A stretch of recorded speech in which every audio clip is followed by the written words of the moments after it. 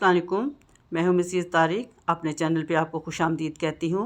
ये देखिए, जिस पौधे के बारे में मैं बात करने चाह रही हूँ, इसका नाम है ड्रेसिना मार्जिनीटा। ड्रेसिना मार्जिनीटा में कई अक़साम आती हैं। कई अक़साम में ये मिलता है, जिसमें ग्रीन कलर के बिल्कुल लीव्स होते हैं, ग्रीन कलर के, किसी में डार्क मेहरून होते हैं और बीच में लाइनिंग होती हैं उसकी। लेकिन मेरे पास जो है ये लाइट ग्रीन और लाइट मेहरून कलर का है। इसके लीव्स जो हैं वो लाइट कलर के और लाइट मेरून कलर के हैं। ड्रेसिना की जितनी भी अक़साम है, मार्जिनीटा की या ड्रेसिना की, सॉन्ग ऑफ इंडिया भी ड्रेसिना में ही आता है। तो इस तरह कई जो अक़साम में ये जो पाए जाते हैं, इसमें जो इनकी केयर और इनकी जो रिक्वायरमेंट है वो सबकी एक जैसी ही होती है। नर्सरी से ये बड़ी आसानी से मिल जाता है। मैं इसे नर्सरी से खुद 1-2 साल पहले, 1-1.5 साल पहले मैं इसको तकरीबन 150 रुपये का लेके आई थी और लाके मैंने इसको एक 18 इंच के गमले में ग्रो किया, क्योंकि मेरे पास उस वक्त छोटा गमला नहीं था, तो 18 इंच का गमला ही था, तो मैंने उसमें ही ग्रो किया इसको।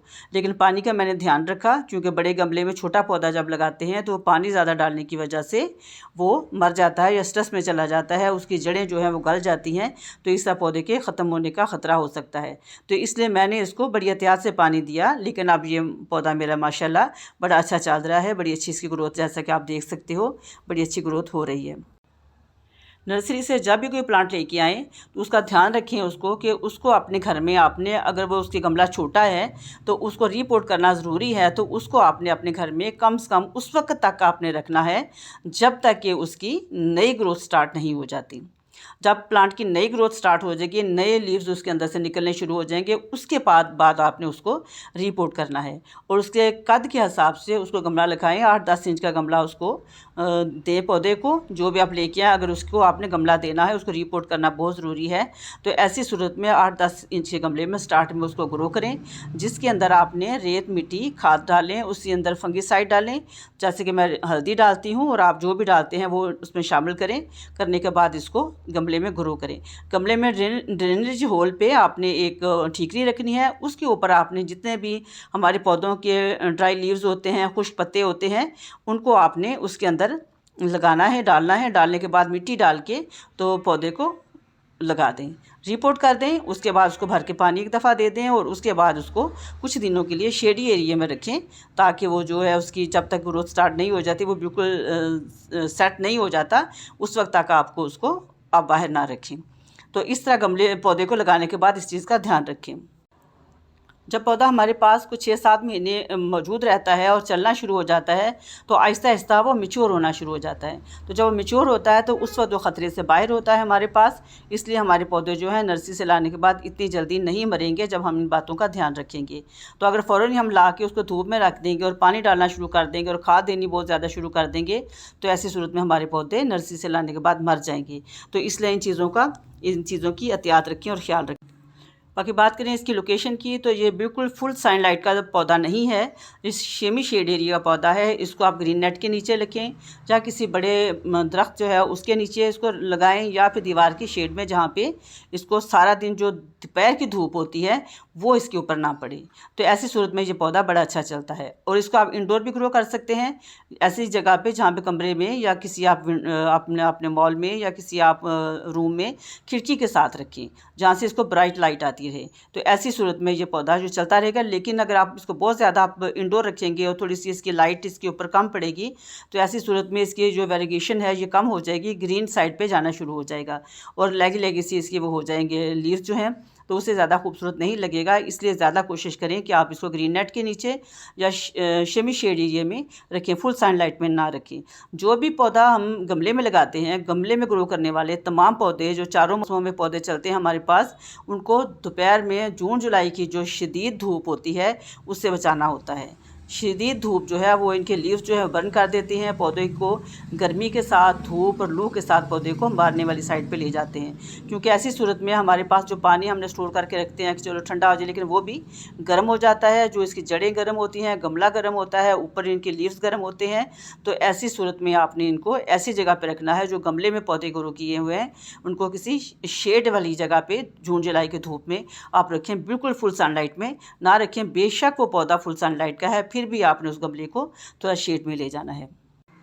अगर ज़मीन में भी ग्रो करते हैं तो ऐसी सूरत में भी किसी दरख्त के नीचे लग उसको ग्रो करें, किसी दीवार की शेड में ज़मीन में उसको ग्रो करें। ऐसी सूरत में उस पर भी दोपहर की जून जुलाई की धूप जो है, जून जुलाई अगस्त की धूप उनके ऊपर नहीं पड़नी चाहिए। तो इस तरह एहतियात से अपने पौधों को आप रखें। ड्रेसिना मार्जिनिटा पे कोई फूल नहीं होते, मैंने अभी तक कोई फूल कहीं नहीं देखे, इस पे ऊपर मेरे ख्याल में फूल नहीं होते। तो ऐसी सूरत में आपने जब इसको खाद देनी है तो वो आपने गोबर की खाद जो है इसके लिए बहुत बेहतरीन है। लेकिन सितंबर के महीने में जब बरसात के बाद इसको आपने गोबर की खाद ज़्यादा दें, क्योंकि इसके लीव्स ही हैं, पत्ते ही आते हैं, तो इसलिए इसको ज़्यादातर गोबर की खाद ही इसके लिए बेहतरीन होगी, क्योंकि उसके अंदर जो गोबर की खाद के अंदर नाइट्रोजन होती है और नाइट्रोजन इनको बहुत पसंद है। तो वो आप गोबर की खाद दें बरसात के बाद, सितंबर अक्टूबर के महीने में। उसके बाद जब जनवरी का महीना आता है तो उस वक्त आप बाहर का मौसम 15 फरवरी के बाद बाहर के मौसम में आप इसको गोबर की खाद दोबारा खाद इसको दें। जो भी खाद आप देना चाहते हैं वो दें, लेकिन गोबर की खाद सबसे बेस्ट है, वो उसको दें। इससे आप हमारा पौधा जो है बड़ा अच्छा चलता रहेगा। तो उसके अलावा इसको ज़्यादा खाद की ज़रूरत नहीं है, बस ये 2 मौसमों में आप दे लें। बाकी जो भी लिक्विड खाद आप होममेड में बनाते हैं वो उसको डालते रहें तो बड़ा अच्छा ये चलता रहेगा। पानी का ध्यान रखें, पानी जब आपने इसके अंदर डालना है तो इसके कम से कम जो 2-1.5 इंच लेयर जो है वो खुश्क हो जाए, उसके बाद पानी वैसे इसको पसंद है, लेकिन पानी इसके ऊपर खड़ा नहीं रहना चाहिए।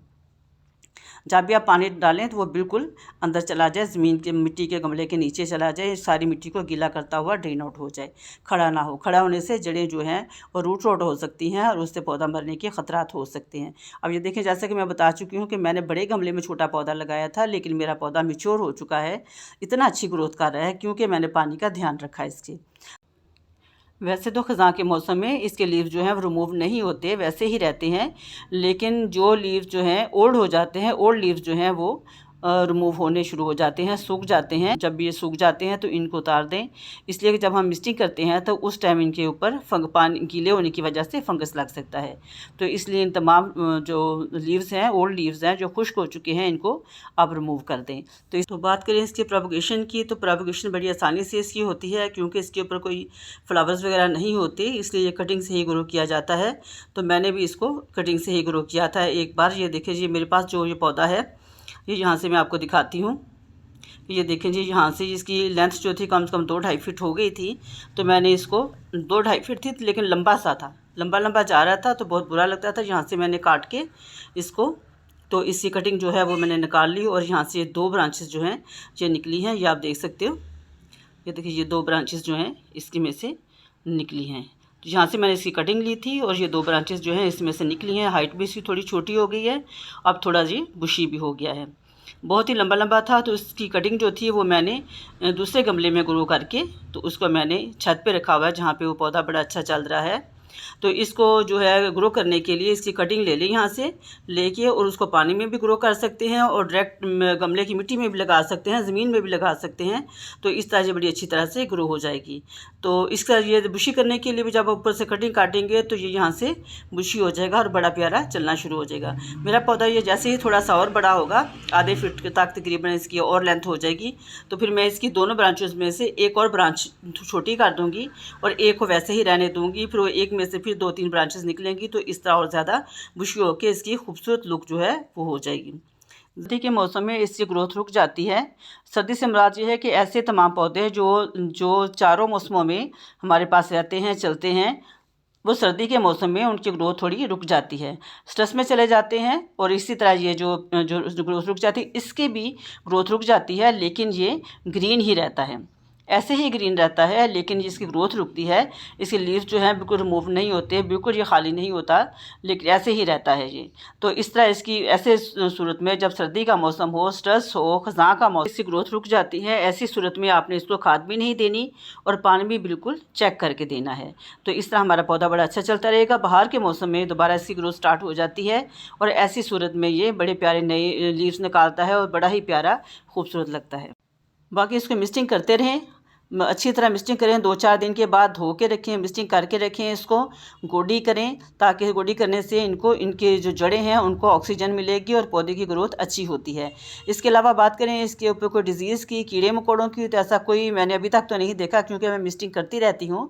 लेकिन फिर भी अगर कुछ ऐसा लग जाए तो आप उसको डिश वॉश डाल के उससे आप धो लें इसको, या फिर आप इसको नीम ऑयल के साथ इसको आप अच्छी तरह इसको डाल के और शेक करके उसके ऊपर इसको स्प्रे करें, तो इंशाल्लाह ये साफ़ हो जाएगी। ज़्यादा इसकी फास्ट ग्रोथ नहीं होती, आहिस्ता आहिस्ता ये चलता है, स्लो ग्रोइंग है। तो इस तरह आप जो है इसको ला के लगाएँ, अपने घर में नर्सरी से लेके आएँ, इसको उगाएँ। बड़ा प्यारा आपको ये ग्रीनरी भी देगा, बड़ा खूबसूरत लगेगा। आज जो भी इसके बारे में मालूमात थी वो मैंने आपसे शेयर की हैं। मुझे उम्मीद है कि आपको वीडियो अच्छी लगी होगी। अच्छी लगी हो तो अप्रिशिएट कीजिएगा। दुआ में याद रखिए। इजाज़त दीजिए। अल्लाह हाफ़िज़।